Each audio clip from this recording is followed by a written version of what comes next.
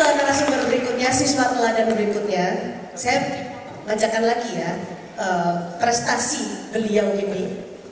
Wah, Bu Deni udah siap-siap ya. Tereliminasi. Seperti tereliminasi ya, bawa koper lalu tereliminasi. Terima kasih Bu Deni. Yang duduk samping Bu Suami ini, tadi saya sudah perkenalkan adalah namanya Pak Muhammad Reza, siswa teladan tingkat SMP ya. Reza, tahun 89, juara 1. Siswa teladan tahun 92, juara 1 lagi. Nasional. Oke. Kuliah di ITB Teknik Elektro tahun 93. Meraih bintang Ganesha. Bintang Ganesha itu apa, Pak Reza? Mahasiswa terbaik, lulusnya cum laude. Mengambil S2 di bidang di Belanda. Prestasinya saya nggak harus pikir nih, gimana belajarnya. Cum laude lagi. Kok nggak ditepuk tangan nih? Kagum, kaget, terpesona, kemudian cum laude lagi. Kemudian S3 di mana? Di dalam juga. Cum laude juga. Saya lega, nggak tahu kenapa saya lega. Tapi luar biasa prestasinya, sampai ke Swedia dengan PhD-nya. Akhirnya pada saat ini baru 2 tahun ya kembali di Indonesia. Ya, saya baru kembali 2 tahunan lah. 17 tahun total di Eropa. 17 tahun total di Eropa, di negara mana saja? 7 tahun pertama di Belanda, terus 10 tahun terakhir di Swedia. Jadi baru 2 tahunan pulang. 2 tahunan pulang ke Indonesia. 7 tahun di Belanda untuk sekolah. 10 tahun kerja. Nah, 10 tahun di Swedia, Pak Reza ini ada di perusahaan ABB. Saya ingin tahu apa sebenarnya perusahaan itu dan bekerja di bidang apa untuk teman-teman di sini. Jadi kalau tadi Denny itu fokusnya ekonomi, saya orang tenaga listrik Pak. Jadi S1, S2, S3 di tenaga listrik, kerja juga di tenaga listrik. Jadi memang untuk listrik ya dari A ke Z, insya Allah tahu lah. Mungkin yang bidang lain bukan ini saya. Di Swedia saya kerja di perusahaan listrik ABB namanya, itu di semua bidang, dari awalnya di research 4 tahun pertama di research, 2 tahun kedua di business development, 4 tahun terakhir di manajemen di business unit. Jadi kerjaannya kurang lebih ya yang mendesain sistem listrik, tenaga listrik lah di Swedia. Di Swedia. Enggak, perusahaan Swedia global, jadi ya di seluruh dunia lah. Jadi praktis saya ingat kenapa saya juga pindah, salah satunya karena di tahun-tahun terakhir di Swedia terlalu banyak traveling. Jadi anak-anak protes karena travelingnya juga tempat-tempat, kebetulan waktu saya business development untuk bisnis baru, bisnis energi baru, jadi power plant yang negara-negara eksotis gitu. Jadi kita ke Afrika Selatan, Brazil, Australia juga ke Darwin, Sydney, ke Kairo, ada juga ke Kairo, ke Beijing, Pakistan, Lahore, India. Jadi ya senang, pertamanya senang, tapi lama-lama anak protes itu, Bapak ini kalau ditelepon ya, suami mungkin ngalamin juga, cuman kalau telepon pagi sayanya subuh itu agak beda gitu rasanya kan. Jadi kadang-kadang ya itu memutus, salah satu juga kayaknya ya udah nggak penasaran lah ya di dunia gitu. Apalagi setiap minggu ibu juga nyuruh pulang, kalau saya telepon selalu kapan pulang. Akhirnya pulang ke Indonesia. Jadi ya udah 2 tahun, Bismillah lah, pulang. Ketemu juga teman-teman, ternyata ya mungkin satu saya yang menarik ya, ini saya kasih rahasia nih. Kalau mau tahu karakter teman-teman, ini sekarang nih, yang SMA ini.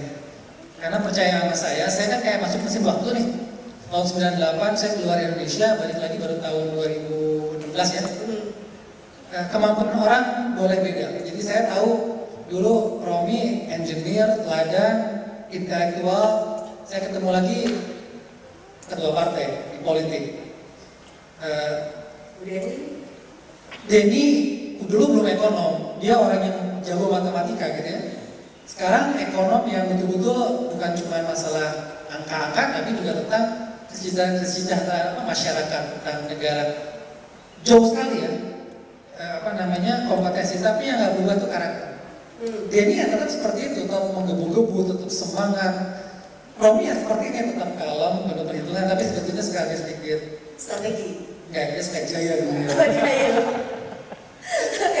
Nggak berubah, jadi artinya karakter nggak berubah. Makanya kalau teman-teman sekarang tahu karakter masing-masing kalau teman-teman, percaya sama saya 20 tahun lagi akan beda jauh. Yang jujur tetap jujur, yang rajin tetap rajin, yang berani tetap berani, yang konsisten tetap konsisten, fokus tetap fokus, kemampuan bisa berubah. Yang membedakan dengan kemampuan. Oke, tadi kan diceritakan dengan ilmu pengetahuan bisa mengelilingi hampir separuh dunia lebih bahkan.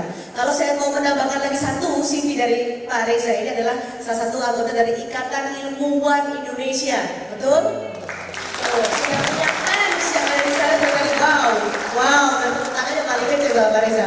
Nah, di perusahaan Swedia itu dipercaya menjadi seorang project manager, bohong lagi nggak? Wow, project manager. Apa tugasnya dan bagaimana seorang warga negara Indonesia dipercaya sebagai project manager di sana? Jadi mungkin ya itu yang saya lihat ya. Jadi di satu sisi kalau saya sih mungkin saya lihat Denny, Romi juga sama. Kalau kita fokus ya di satu bidang itu kayak matahari pakai kaca pembesar. Jadi kalau kita fokus satu titik itu kan lebih panas. Nah itu yang saya lihat, pertama saya fokus, kedua yang saya itu tadi masalah project manager, kebetulan ketua OSIS, saya juga dulu ketua OSIS di SMA, Romi juga ketua OSIS dulu di SMA, kita juga ketemu di acara penataran ketua OSIS nasional dulu di Jakarta. Jadi satu hal yang project manager nanti di dunia kerja sebenarnya gak beda jauh sama project dalam tanda kutip manager di OSIS. Ujung-ujungnya komunikasi dan kerjasama. Dan komunikasi kerjasama sebetulnya baliknya lagi dua tadi pertanyaan tentang kepercayaan. Jadi kita tahu yang Denny tadi bilang siapa kemampuannya apa. Yang kedua juga kita ada kepercayaan.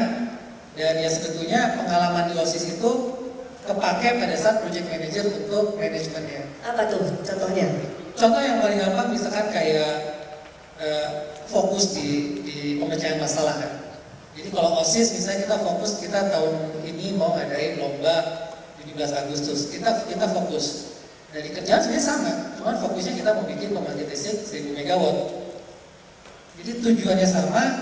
Kalau di OSIS kita mau bikin acara 17-an, kita tahu siapa panitia apa, tanggal berapa mesti menghasilkan apa. Di bisnis juga sama. Jadi orang-orang yang diangkat sama. Jadi mungkin yang menarik buat saya adalah tadi kombinasi dari fokus itu biasanya masalah katakanlah akademis ya. Kita fokus karena akademis, tapi nanti kita memanage project karena aktivitas di organisasi. Aktivitas di organisasi itu juga menjadi satu kunci ya, atau kunci untuk konsisten. Tahun berapa ya saya lupa, tapi setelah lulus S2 sempat memutuskan untuk kembali ke Indonesia sebenarnya. Sempat setahun di Indonesia ya. Apa rencananya waktu itu ketika memutuskan untuk pulang? Sebetulnya saya sendiri niatnya dulu dosen. Jadi waktu S1 terus S2 di Belanda, habis S2 sebelum S3 itu pulang dulu ke Indonesia karena mau melamar dulu jadi dosen. Kemudian sekolah lagi, tapi waktu itu ada perubahan kebijakan, jadi tidak ada pengangkatan dosen.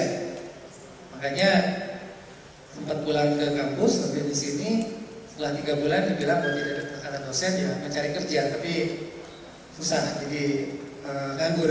Nganggur, sempat nganggur, padahal S2 dari cum laude nganggur di Indonesia. Ya nganggur hampir setahun, lumayan lama. Kok bisa? Emang ada berapa puluh perusahaan yang sudah dilamar ketika itu? Banyak ya waktu itu puluhan, kan belum zaman internet, jadi pakai surat, ngeprint. Suratnya surat bagus yang wangi apa? Surat. Bukan wangi kan? Yang wangi kan sama pacar. Jangan ada surat yang apa yang khusus ya, yang bagus. Tapi ya memang saya kira waktu itu lagi krisis kalau nggak salah, lagi krisis yang kedua yang Gus Dur lagi turun politik. Jadi ini joke tapi saya serius. Jadi saya pernah tahun lalu ke Malaysia, waktu itu ada demonstrasi Najib kan. Jadi dia bilang, Reza ini ada demonstrasi, lu jalan ke Kuala Lumpur dulu. Demonstrasi apa sih ini lawan Najib? Saya bilang, saya nganggur 2 kali gara-gara demonstrasi. Di tahun 97 saya nganggur karena waktu itu dari Pak Harto ya, ke Habibie. 2001 juga nganggur karena Gus Dur diturunin. Jadi saya bilang sama dia, trust me, kalau lu mau ganti pemimpin atau apa, ikuti aturan yang ada, karena kalau nggak ikutin aturan, ya gue nasibnya nganggur. Ikut konstitusi ya, ikut konstitusi. Oke, sempat nganggur 1 tahun, akhirnya memutuskan kembali ke luar negeri, S3 di Swedia pada saat itu ya. Sekarang memutuskan untuk kembali, apakah sudah merasa, oke, saya sudah cukup di luar negeri, ini saatnya saya berkontribusi untuk Indonesia, atau ada pertimbangan yang lain selain tadi di protes anak loh? Yang pertama mungkin, ya alhamdulillah di umur segini ya, itu udah nggak penasaran. Jadi di umur 30 tahunan ini memang kita pengalaman 16 tahun, 17 tahun. Kita memang di umur segini tuh udah gak penasaran, jadi udahlah ya, udah tahu lah gitu. Saya jalan-jalan misalkan ya 50-an lah negara gitu ya, di semua benua pernah mimpin proyek, berapa orang pernah, ya bule-bule semua pernah, jadi penasaran udah gak ada.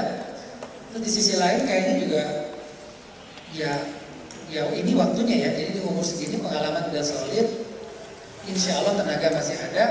Indonesia juga ya selain orang tua ya saya kira ya kapan lagi gitu. Jadi ya udah pulang, dan setelah saya observasi memang luar biasa potensinya Indonesia, luar biasa lah. Maksudnya dibanding, nanti Dedi juga bisa cerita, dibanding Eropa, Indonesia itu ibaratnya kalau kita beli saham ya, saham yang sekarang tinggi, perusahaan tinggi itu oke naik, tapi naiknya nggak banyak. Tapi kalau kita beli saham Google 10 tahun yang lalu, itu naiknya luar biasa. Nah, Indonesia sekarang itu kayak saham Google 10-20 tahun yang lalu. Yang kita perlukan adalah CEO yang bisa bawa Indonesia untuk meningkat dengan besar. 10 tahun lagi, 10 tahun lagi mungkin ini juga menjadi bagian ya. 10 tahun nggak mau lama. Teman-teman itu menjadi bagian untuk perubahan Indonesia. Oke, setelah 17 tahun ada di luar negeri, kembali ke Indonesia, saat ini menjadi dosen. Jadi saya bikin bisnis di bidang listrik, yaitu karena fokus saya memang di listrik, passion saya profesional memang di listrik, tapi passion dosen belum hilang. Jadi saya sekarang ngerjain pekerjaan bidang listrik, tapi saya 2 minggu sekali ke Bandung, ngajar 2 hari di Telkom University, 3 bulan sekali ke Jawa Tengah, ke Bumi Ayu.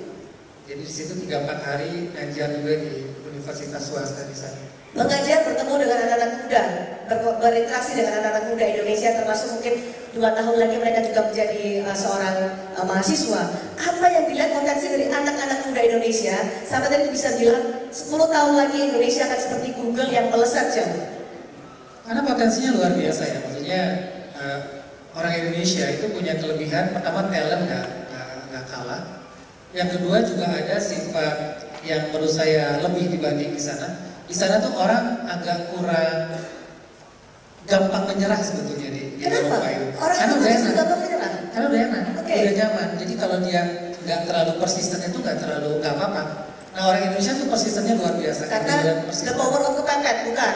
Mungkin. Mungkin juga ya. Tapi yang jelas sisi positifnya dia lebih persisten, dia lebih endure kalau ada sesuatu. Nah itu tinggal diarahin dikit aja gitu. Jadi kalau mobilnya udah ngegas, tinggal diarahin ke tol melesat gitu.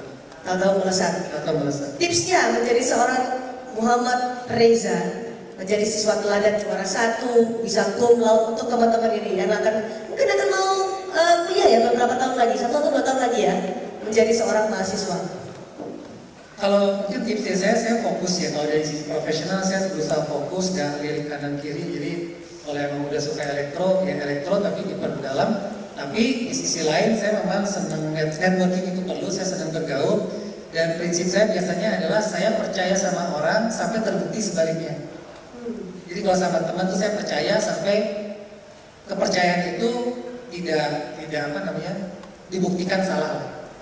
Jadi default saya ya saya percaya sama orang sampai terbukti salah. Bukan saya curiga sama orang sampai terbukti